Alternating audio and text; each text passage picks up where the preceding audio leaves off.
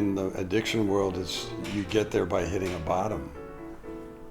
You make the turn because the pain has gotten so bad that you have to do something different. You don't even know what the hell to do usually in those moments, but it's pain that seems to push us out of unconsciousness into a deeper consciousness of who we are. But to have to wait for the world to hit the bottom, that doesn't sound like a good idea. Dr. Lou Cox is a clinical psychologist with 55 years of experience. In his private practice, he works as a psychotherapist, awareness trainer, and addiction specialist.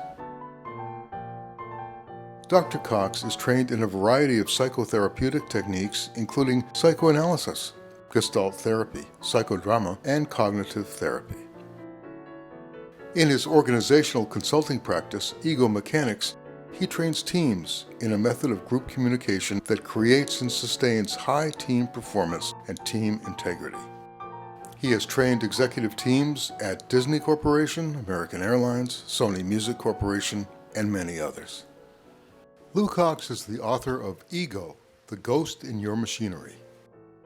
The 60s, I was in graduate school from 61 to 66, so my sort of route into this was through psychology. I got my degree and my PhD in clinical psych, and had no notion of getting involved with alcoholism or addiction, even though there's plenty of it in the family history, right? So I was just going to be a clinical psychologist doing psychotherapy. I got some training after graduate school in certain kind of psychotherapy. But right about in the early 70s, I had been doing clinical work for a while, working with individuals and some in the hospital, etc. But it was, I was a solo person doing a solo kind of work. And I kind of realized, wow, I don't really know what it's like to be out there in the world, really, because I came out of a very narrow background, very, sort of the worst of Irish Catholicism and suburbia, and I often describe myself as when I was in my 20s, as kind of a functional ghost, right? Because I really didn't have the kind of connection with myself that I do have these days. But I felt I needed to get into a position where I had to be interacting more with people. So I began looking for an administrative job, and because I had no administrative experience, of course that was a drawback, but there was this outpatient drug program in Brooklyn attached to Coney Island Hospital, and it turned out they were glad just to have a PhD. They didn't care that I didn't know anything about addiction. So I took the job of clinical director there, and that was my sort of baptism of fire in terms of finding out what it's all about. Fortunately, there was a guy who sponsored an AA meeting in the building that the outpatient program was in, and we got to be really good buddies and remain good buddies to this day. And he was sort of my mentor around what is the 12-step program, what is AA, what is addiction. I learned a lot through him, and then a lot through just working in that program. And then I went from there to running a detox program in a Brooklyn hospital. And then I went from there to running the Smithers rehab that was once upon a time up here on the east side. Mm-hmm. And it was that immersion that gave me at least some sense of what addiction is about. It's not like I went into recovery and discovered the the truth of it from, the inside out, so to speak.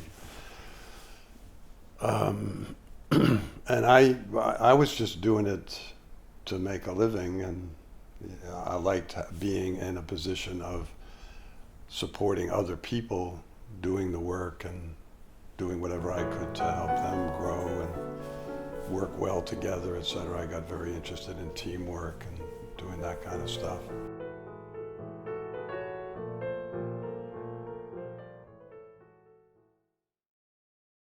I'll tell you, it wasn't until somewhat, I think I was still working at Smithers, but I was also in private practice, and I was connected with a couple of other people, and we sort of put a small group practice together with alcoholism treatment. And we went and pitched Karen Foundation for referrals. So I went down and met with, I forget who it was then. But he said, look, what we do is we will come and look and sort of sit in on something you do to get a sense of how you work. We would like you to do something that we do so that you get a sense of what we're about. And it so happened that what was available was Sharon Wegscheider's, what did she call it? It'll come to me in a minute. But she had put together this 5-day intensive program where she used psychodrama and role play and group work and as a way of opening up people to their emotional history and to their history as kids and sort of work through some of what they were carrying. And that actually was, to me, I sort of didn't understand it at the time, but that was a sign of a big change in the alcoholism world. Because what she brought into the world of alcoholism was family systems work. She understood from her own recovery and from her own family system. She studied with a really well-known family therapist that the whole family is affected by alcoholism or by any dysfunction. So her deal was really not addiction treatment, but working with the folks who are affected by it, including recovering folks too, to now work through some of the emotional wounds that come from that kind of a history. And Was that in the 90s? No, this was Still in the 80s? 80s, yeah, I would say in the 80s. Was that the ACOA workshop that she did? Yeah, it's called the family reconstruction workshop is what she called it. Yeah. It was in the 90s when I did it, though. Yeah, and that's the one that then evolved. A lot of other places put together 5-day programs, ACOA programs. I went to Karen, Yeah, for the breakthrough one. Yeah, right. Yeah, it's powerful, really Very powerful. powerful. Yeah. And that was what it was for me, because I didn't know what I was getting into. I was just going to do this because it was part of, a kind of referral deal. And I get there, and we're having our first large group meeting, and Sharon gets up, and I'm judging her right out of the room because of her looks, and like this is going to be a fiasco of some sort. She speaks maybe 5 sentences, and I go, holy crow, this lady. She's got something going on here. And she did. And it was, to me, that was like, codependency has become this word that kind of has lost a lot of its meaning. But just like, okay, so this is a way to work, is to really get down into the experience, to find ways to get down into the experience. Not just thinking. And the map, it's like really how do you get into the territory and work through the territory. And it was an incredibly powerful experience for me. It just opened me up emotionally. I had a big breakthrough around my relationship with my father, and I was flying at the end of it. Just the energy that got released was just amazing. So that to me was like, okay, I think I'm beginning to get a gut sense of what addiction, alcoholism, dysfunction, whatever you want to call it, what it is and what it does to us, right? And from there, I went on just doing group work, a lot of group work that was kind of experiential in nature, and worked with a lot of people who were coming out of alcoholic families or people in recovery from alcoholism and addiction. And, you know, as I found out, there was a very serious,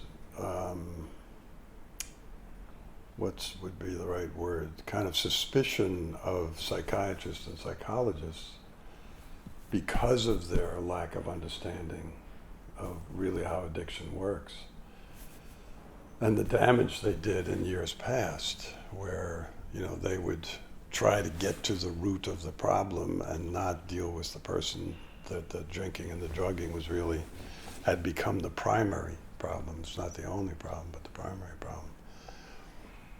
But in that time period, that was beginning to shift. And Smithers was in early rehab, Karen was in early rehab, but the whole rehab thing then began getting bigger. And the field, to me, at least in my experience during the 80s and the 90s, maybe the late 70s too, I'm not sure. But one of the things I've always loved about the field is it became really inclusive and pulled from nutrition, from psychiatry, from psychology, from family systems work, from addiction knowledge, from, you know, and then from brain, neurological stuff, and psychiatry didn't do that. Psychology didn't do that. And social work didn't do that. So it was a very rich connection of all sorts of different resources and threads of knowledge and help, right? And that always made sense to me, you know, that you know, thinking you have the method and the way to do anything is just, you know, very, very limited at best, if not destructive. So that is a change I witnessed, and the rehabs becoming then more eclectic in how they worked. Then it began to be, okay, we need to also begin to address what they call the coexisting disorders or co-occurring disorders, and get knowledgeable about that, and maybe have some of that going on while we're dealing with the alcoholism, because for a while there was just deal with the alcoholism, just deal with the addiction. That's the primary thing. And I believe it is, right? Nothing's going to get better until that's addressed. But stuff that drives it and makes it harder for some people to address their addiction or alcoholism, if that can be addressed too, obviously that's going to be a help.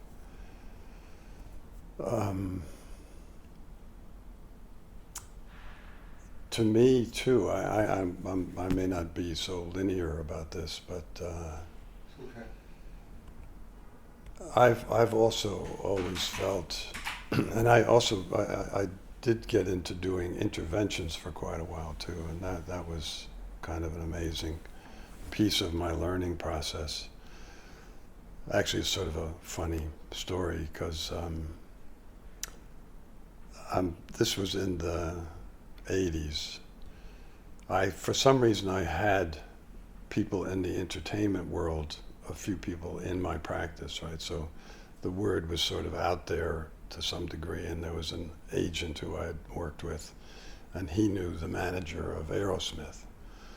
And the manager was having a terrible time with the two lead guys. They were really serious into addictions, and I'm not saying anything they haven't written about, and so I'm not breaking confidentiality here. So I met with the manager, Tim Collins, his name was, and got that what needed to happen was an intervention on these two guys. And I had never done an intervention before. I didn't tell him that, so I was a little dishonest in that regard. But I'd gotten the book, and I had been reading it, and I had done so much group work that it made complete sense to me. It was like it's a really very beautiful format in terms of its simplicity and power, right? So that was the first time I did an intervention. It worked. Both those guys went into treatment. Eventually, I stayed with them for probably 7 or 8 years working around the teamwork stuff post, people going into recovery. And then, bands became a big piece of my practice over the years. I must have worked with about 30 different bands. But again, I sort of understood the, like there's the term in alcoholism, denial, which covers so much territory. But my understanding is really that there are experiences that we can't handle straight up, right? So we have to suppress them and find some strategy to keep them suppressed and some strategy that keeps us relatively functional, right? And that the communication breakdowns that I would see in the bands really had to do, if you call those survival strategies, with those survival strategies being faulty. And one of the big things was you guys actually need each other to do what you do. And part of what you need is each other's respect and care and sensitivity. And when you don't get it, it impacts you, and you react in whatever ways you found to react to protect yourself against feeling that need and feeling it when it isn't met. And that's what's screwing up your communication. So, like it or not, you guys are going to have to face your vulnerability with each other. And that took a whole, I'm making it sound simple, but that sort of took a whole kind of process to even make them not throw up, right? So that to me became a kind of grounding piece for me of, we really do need each other, and we really do get hurt, and we really do get scared when the people who really matter to us aren't meeting us where we need to be met in that regard.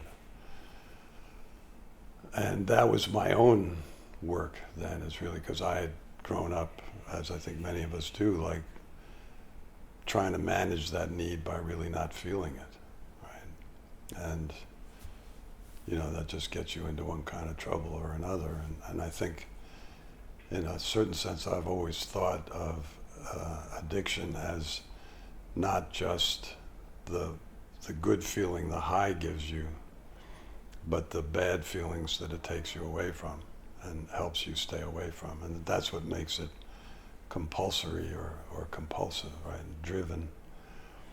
At the end of every trip, whatever, you end back with those bad feelings adhering to your soul anyway.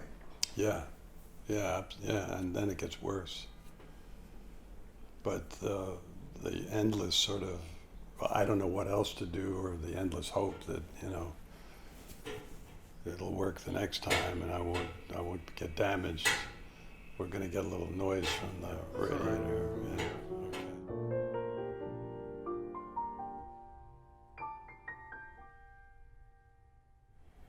Okay. I'm going to go all the way back to my childhood. I always felt like something was wrong. And I ended up, of course, feeling there was something wrong with me, right? But I could see other people's, like what they were trying to hide in terms of feelings of discomfort or insecurity or that kind of thing. And I remember, saying something to my older brother once and just catching a lot of crap from him for pointing it out. And, it was not cool to do that with my parents or anybody. So I've seemed to have just kind of somehow maintained, I couldn't get well defended against that feeling that something's wrong. Like some people can do that, they can really put that away. I always felt uncomfortable. And like something was not right either with me or the people I was with. I just didn't know. I couldn't figure it out. So that pushed me into psychology ultimately. I really felt like coming out of college, I knew I was not going to be a businessman. I wasn't an academic. I have this kind of weird interest in people and what makes them tick, so let me try psychology. And I did, and thank God I did, because really, that feeling that something's wrong with me or something's wrong has pushed me into kind of finding out, well, what is right? What's the thing that's wrong, and is that the problem, or is there something else, etc. And that, and all the years, and it's been, it's really been about 55 years of work, that's always what I've tuned into, is this sense that the person is carrying that sense that there's something wrong with them. And that to discover that that's a learned thing, that you're not born with that sense, and that it isn't a kind of inherent core, sort of flaw or something. It is a learned thing, and it is all about, in one way or another, being shamed about yourself as you come up. That the sort of the discovery of my own shame that I was carrying, getting a name for it, beginning to understand that that's the feeling, and then seeing it in everybody I worked with, and seeing it I just see it in everybody, that everybody's been dosed in one way or another, and everybody's trying to work with that in one way or another. And the need to be unaware of it is really the biggest problem. When you finally are able to, what I've found for myself, when I was finally able to really, I remember the moment like owning, I hate myself. I really hate myself. And there was nothing I could do about that in the moment. Up until that point, it was kind of like trying to get away, get out of it, undo it, blah, blah, blah, blah, blah. And then there was just this moment of like, holy cow. Bam. That's it, right? And and I didn't feel devastated. It was kind of a shock. It was kind of a relief, like, oh, so I didn't really know all this at the time. Like, I don't have to fight this anymore. I've lost the battle. I hate myself, so okay, if I hate myself, that's my problem. At the moment, I don't know what to do about it, but then it became something I could look at. I stopped running from it, right? And that was just an amazing turning point, because then it was really about, okay, I've got this in me, but again, it's a learned thing. I wasn't born hating myself, right? So that was a whole process of conditioning and learning. So now it's about finding ways to step out of the grip of that. And I think that is the core problem. I'll be a little grandiose about this, for humanity. That if we were really all right with ourselves, if we were really totally accepting of who we are and all our capacities, all the emotions, intuition, insight, creativity, all the subtle feelings that help us kind of read people and read ourselves, if we were completely okay with that and had full access to that, we'd solve our problems. and we do it collectively. And we would be having conversations that were open and curious and, you know, wanting to discover and find out and knowing we don't know, and it's okay to not know, and, you know, to do that all stuff. So, and that was, to me, underlying addiction also. You know, at the bottom of the seeking of whatever you're seeking, it's this running from that core wound. So that still drives me, because I just do feel that that's just an incredible dynamic in terms of what doesn't work. The avoidance of that terrible vulnerability, that you are really wounded in a way where you might not be as severe about it as saying I hate myself, but I feel bad about myself, I feel unworthy, I feel, you know, less than, whatever. And then having to hide that. It destroys intimacy if I have to hide it. It destroys open conversation, because there's going to be a point in a conversation where somebody says something that's going to, you know, hit those feelings. If I can't just be with that in the moment, I'm going to shut down or get defensive or take the conversation a different way. So finding a way to make that more conscious is, I think, the answer to your question, right? That's what keeps me up at night and keeps me thinking, keeps me working, keeps me reaching it out. It's why I wrote the last book I wrote on the ego, but it's the ego that's really defending against that wound and running from that wound.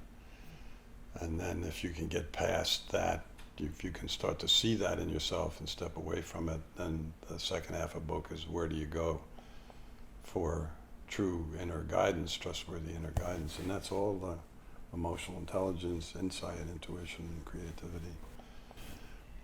So that's my mission, is like to help people turn that corner, and it's a terrible corner to turn, into your self-hatred, I guess is the baldest way of saying it. And understand, I mean, if you go there and you don't understand that's a learned thing, you can get suicidal around that one, you know. So it's a very tricky proposition to get that safe enough, to get it safe enough for people to kind of look at that.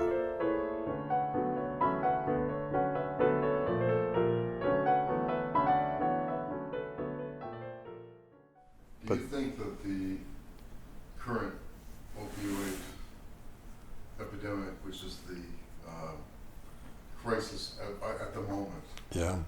In the long parade of deep crises around Right. the whole addiction Suicide rate, and gun violence, all of it, yeah. How can this be a tool for police and for other people who are supposed to keep our society safe, but also not at the expense of just locking everybody up into a warehouse prison, Right. where there's no hope for anybody? Right. Yeah, I mean, that's the big question. My focus has sort of gone, this is part of out of this ongoing conversation with Rick and the others who are part of that group conversation. We call it the group conversation about the big IT, right? Like, what is there a root cause for all of these problems? Are these problems really all symptoms of, in a certain sense, of a root cause? And I believe they are. I don't have a lot of answers for dealing with the consequences. You know, I deal with them the way I deal with them in the office here when I'm seeing people and wherever I can be of some kind of help. But that shift in consciousness, which to me includes a recognition that I have been unconscious about myself, that there are things about myself, as you probably read in the beginning of the book, that I don't see and don't know. That in itself is like an extraordinary turn of events, right? Because once you have a direct experience of like, holy cow, I was carrying that the whole time and didn't know that was in there. You're never the same in terms of getting feedback. If somebody says, you sound angry or you sound like you're depressed or something, and I'm not feeling it, I can't go, no, you're crazy, I'm feeling fine. I would have to entertain, maybe I am and maybe I don't know it, and that just changes the whole platform of discourse and an intimate relationship and everything, right? In the addiction world, you get there by hitting a bottom.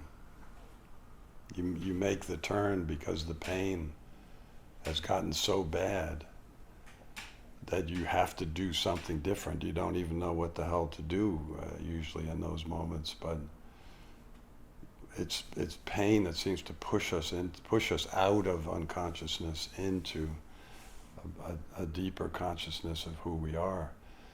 But to have to wait for the world to hit the bottom, that doesn't sound like a good idea. But how to do it otherwise. So my turn has been, we have to, if there's going to be an intervention that may make a difference in the long game, it's with kids and how we educate kids and how we raise kids. And even it can be kind of puzzling how to do that because there's a lot of cultural pushback about, I was listening to Jack Orangefield, and he was going on about how the mindfulness thing is beginning to get more into schools and stuff, but he predicted there's going to be a Supreme Court case. The parents are going to bring an objection to this because what are you teaching my kid to be a Zen Buddhist or something, So there's a lot of pushback about, people don't want to go to where they have had to repress, understandably. So to me, it's a real dilemma.